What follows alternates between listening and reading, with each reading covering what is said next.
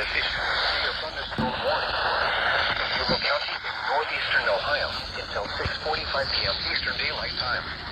At 5:44 p.m. Eastern Daylight Time, severe thunderstorms were located along the line extending from 27 miles northwest of Ashtabula to near Geneva on the lake to near Chesterland, moving east at 45 miles per hour.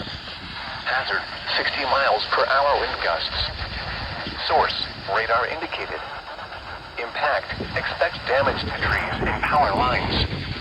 Locations impacted include Ashtabula, Conneaut, Geneva on the Lake, Geneva, North Kingsville, Orwell, Andover, Lake City, Austinburg, Kingsville, Hartscroft, Roaming Shores, Piermont, Cherry Valley, Rock Creek, Edgewood, Plymouth Center, Kellogg'sville, and North Madison.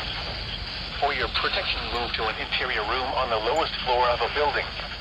Repeating, a severe thunderstorm warning has been issued until 6:45 p.m. Eastern Daylight Time for the following counties: Ashtabula, Ohio.